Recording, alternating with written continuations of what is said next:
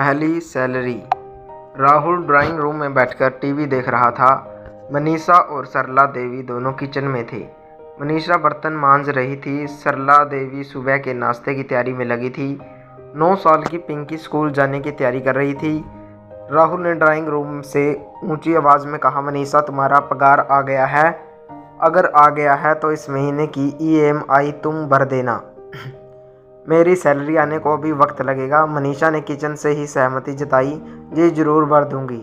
इस बातचीत से पिंकी के कान खड़े हो गए, क्योंकि कल ही तो उसके स्कूल में सैलरी के बारे में सबको समझाया गया था, जिसमें बताया गया था कि हर काम के लिए एक निश्चित रकम मिलती है, जिसे सैलरी कहते हैं। इस बात की याद आते ही वह तुरंत किचन में दौड़ी। उसको ऐसे अचानक दौड़ते देख राहुल भी उसके पीछे पीछे गया। पिंकी ने अपनी दादी के पास जाकर उनसे पूछा, दादी आपको सैलरी नहीं मिलती है क्या? राहुल और मनीषा एक दूसरे की तरफ देखकर मंद मंद मुस्काए। सरला देवी ने पिंकी को समझाते हुए कहा, बच्चा तुम्हारे मम्मी पापा ऑफिस जाते हैं इसलिए उन्हें सैलरी मिलती है। मैं तो घर पर ही रहती हूँ ना, इसलिए मुझे सैलरी नहीं मिलती। पिंकी को यह बात कुछ समझ नहीं आई तो वह बोली, दादी आप भी तो कितना सारा काम करती हैं। सुबह जल्दी उठकर नाश्ता बनाना, खाना बनाना, पूरे घर की सफाई करना, कपड़े धोना, मुझे ट्यूशन पढ़ाना और बाजार जाकर राशन लाना और भी पता नहीं क्या क्या।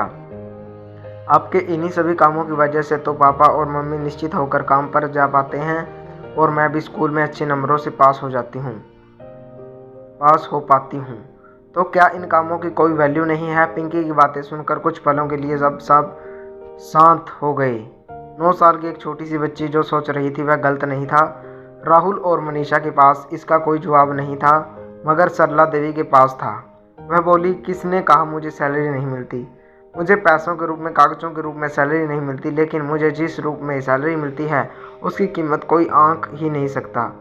मैं घर की जिम्मेदारी संभालती हूँ तो मुझे तुम्हारी मम्मी एक दोस्त के रूप में मदद करती है। तुम्हारी मम्मी की दोस्ती मेरे लिए वह सैलरी है। मुझे पैसों की ज़रूरत होती है और मैं तुम्हारे पापा को बोलती हूँ तो बिना यह जाने कि मैं उनका क्या करूँगी, वह मुझे झट से पैसे निकाल कर देते हैं। तुम्हारे पापा का यह विश्वास मेरी सैलरी है और तुम जो मुझे इतना प्यार करती हो, मेरे बारे में इतना सोचती हो, वह तो मेरा बोनस है। अब बताओ, क्या मुझे किसी से कम सैलरी मिलती है?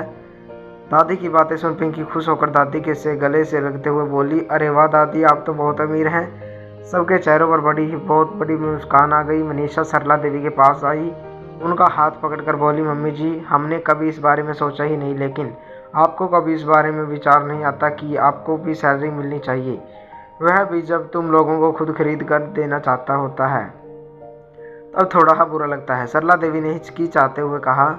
पिंकी बीच में ही बोल पड़ी, तभी तो मैं आपसे कह रही थी दादी आप ट्यूशन शुरू कर दीजिए। राहुल और मनीषा सरला देवी की तरफ देखने लगे। यह क्या माजरा है मम्मी? राहुल ने पूछा। अरे कुछ नहीं बेटा, ये पिंकी तो बस बातें बनाती है। सरला देवी ने बात को टालने की कोशिश की।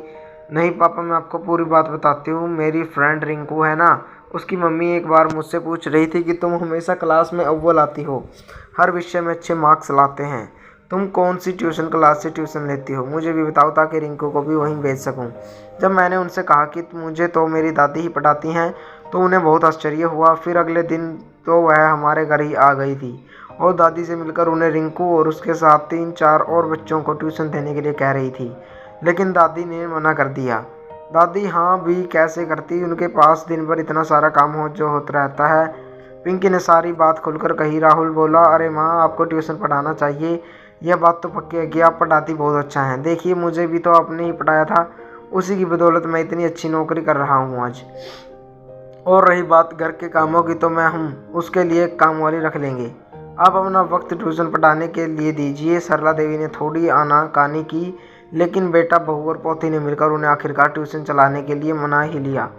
1 महीना बीत गया। सरला देवी ने उनके बेटे, बहू और पोते को एक अच्छे रेस्टोरेंट में अपने पैसों से खाना खिलाया। उस दिन सरला देवी की आंखों में रिश्तों की कमाई के साथ अपनी पहली कमाई की खुशी और संतोष चमक रहा था। दोस्तों, माना कि जीवन में पैसा ही सब कुछ नहीं होता, लेकिन थोड़ा सा पैसा जो अपनों के लिए खर्च किया जाए और उससे जो खुशी मिलती है उसकी बात ही कुछ और होती है। तो दोस्तों, कैसी लगी आपको ये कहानी? कमेंट करके जरूर बताएं। अगर आप हमारे चैनल पर नए हैं तो चैनल को सब्सक्राइब करें, वीडियो को लाइक करें, शेयर करें, कमेंट करें। धन्यवाद दोस्तों, नमस्कार।